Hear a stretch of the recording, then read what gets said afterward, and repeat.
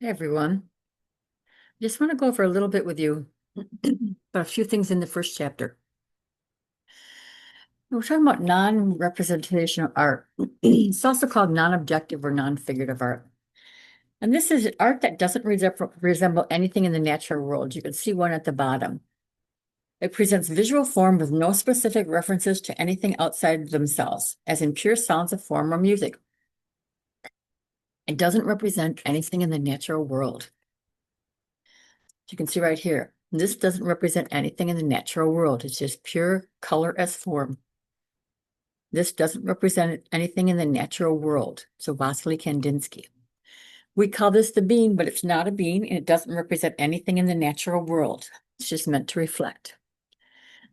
This does not represent anything in the natural world. It's just primary colors of the white and black. These are doors. These are in your book. It's a wide variety of forms, compositions, moods, and messages possible. Doors from an Egyptian mosque, wood carving, they draw and hold our attention despite not representing anything. This is also in your book. It's the asymmetrical and sleek, vigorous energy, agitated state of mind, but it's not non-representational. It doesn't represent anything in the natural world. The second category we have is abstract art. They're works that depict natural objects in simplified, distorted, or exaggerated ways.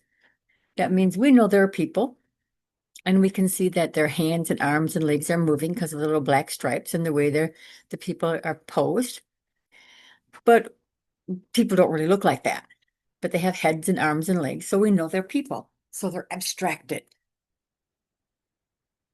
This is in your book. It's a stool from the Cameroon in Africa. It shows repeated abstractions of human form. These are people. We know they have faces with eyes and ears and nose and mouth. They have hands holding up the stool. This is the community supporting the chief. Okay. They're abstracted. They're supposed to be abstracted. It's just supposed to be the whole community, not specific individuals. They're abstract. We can see representational, and we can see how this artist, which is Picasso, begins to abstract and abstract more and abstract more. This is a Matisse. This is a person. Looks like they might be dancing or something. People don't look like that, but we know they have legs and arms and a torso and a head and maybe even a heart. We know it's a person, but it's abstracted. This is a cat. Cats don't look like this. We can tell it's a cat, even though it's abstracted. The third category is representational. It depicts the appearance of things. It's figurative. We can see an angel and a woman with her hands on her shoulders. We can see a bird. We can see a floor. We can see a little railing right here. We can see all these things. The angel has lilies because that's the symbol of Mary, things like that. Okay. This is representational. We can see a woman's face, her eyes, her nose, her lips. We can see hands that have fingernails painted. We can see wrists. That is representational. This is very representational. We can see a pipe and matches and a little pamphlet and tobacco. This is so representational. We call it trompe l'oeil, to fool the eye. It's real looking in paintings. This is representational. It's a still life. Rene Magritte likes to mess with us.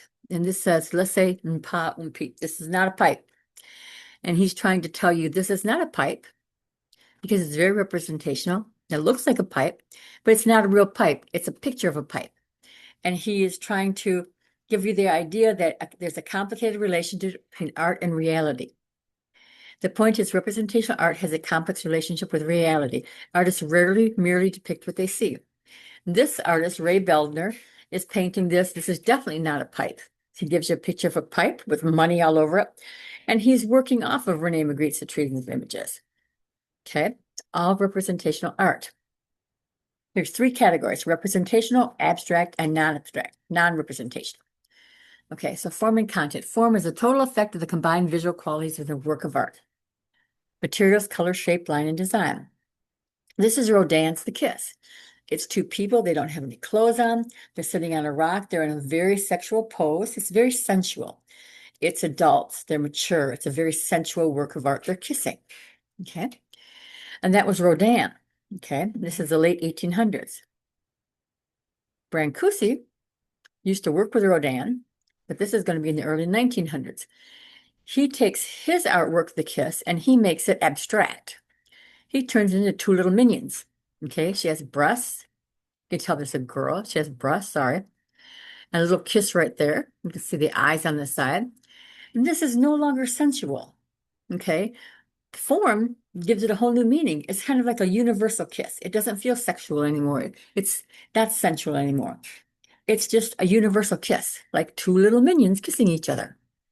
Okay, you look at them side by side, they're both kissing, but the form and Rodin's representational work and Brancou's abstract work changed the whole meaning of it.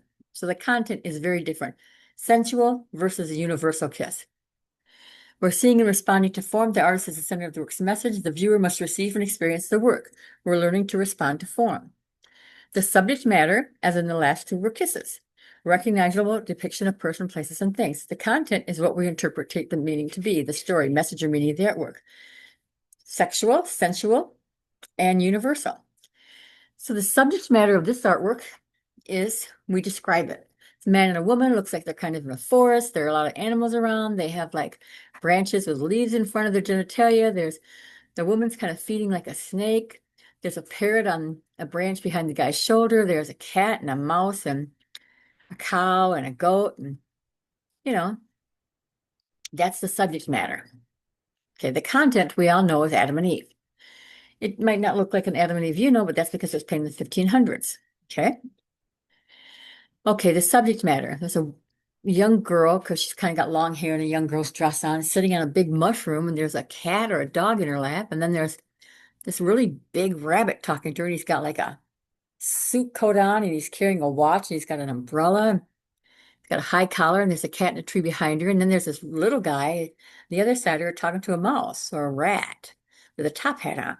Subject matter, the content, Alice in Wonderland. Okay. Iconography is the symbolic meanings of signs and subjects, symbols, and motifs used in the image to convey the meaning. Okay. The leaves over their genitalia, the snake eating an apple, the mouse. That's harder because this is iconography of the 16th century. That mouse is always seen as the devil. The snake is always seen as the devil and evil. The cat is there as the person or the object that's going to get that mouse. And that's a very old medieval kind of idea. But the animals in the forest, that's the iconography of Adam and Eve. And the iconography of Alice in Wonderland, the top hat and the little guy, the rabbit, that kind of stuff. Here we have mother and child as Mary and baby Jesus. Okay. We have, it's the name of it is the Virgin of the Carmel Saving Souls in Purgatory. They're pulling them up. We see God with the globe of the world. We see Mary as the mother of heaven. We see the angels pulling the souls out. We see the iconography, the dove as Holy Ghost. That's all iconography. Iconography, American cowboy, the British flag, Nike, or Michael Jordan, peace sign, Paris as the Eiffel Tower. This is three icons. Marilyn Monroe's icon. Pop art is an icon, and Andy Warhol, who painted it, is an icon. Panda bears come from China. They're icons from China. The little star, China. Okay, all icons. So iconography, that's from your book. You can read that. Aesthetics.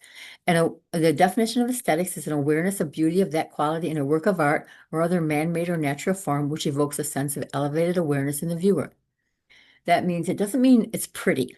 It means that it does its job dramatically and amazingly. Okay. So this is by a woman named Kata Kollwitz. Kata Kollwitz lived through both World War I and II. She actually lost a child in between them. She's created this work to tell you what is going on. And it's dramatic and it's hard to look at. It's probably not something we want hanging over the back of our couch, but it tells us what these people have gone through.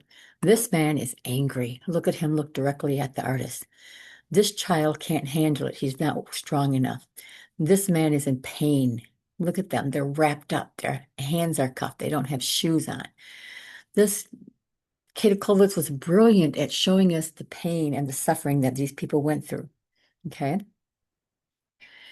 Otto Dies shows us World War I and how soldiers were meant to kind of turn into non-people. They have their gas masks on, they have their German helmets on. Their hands are on these stones, they almost turn into the stones because they lived through this. These two artists are called expressionists. They're showing the expression of the world they lived in. The last thing we'll do on this short video is ethnocentrism. Ethnocentrism means to impose upon the art of another culture the meanings and prejudices of our own. And I can show you this the best with Kenneth Clark.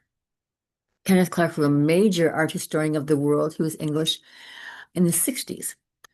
And he knows art backwards and forwards. He had a little series. Everything was on, um, uh, they put him on 8-track tapes at one time. They're doing a new series, but I haven't seen anything about it. And he wrote this looking at these two sculptures. He said, I don't think there is any doubt that the Greek figure embodies a higher state of civilization than the Dogon. They both represent spirits, messengers from another world, that is to say, from a world of our own imagining. To the African imagination, it is a world of fear and darkness, ready to inflict horrible punishment of the smallest infringement of taboo.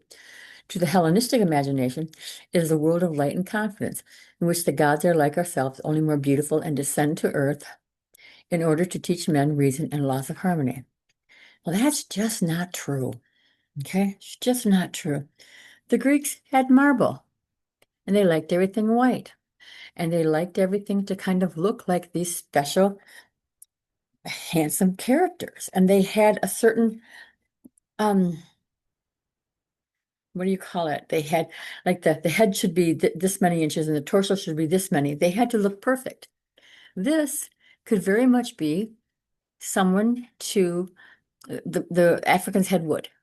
Okay. And this could very much be someone, a protector. He has no idea. He's saying to inflict a horrible punishment of the smallest taboo. No, it's not true. Gargoyles on churches are there to prevent evil demons from hurting them. So is this. So he kind of mentioned this without knowing. And our job is to know before we make comments because he was wrong. And we got to know what we're talking about before we say anything. Okay? That's what that's for. Okay, that's the end of this one. Bye.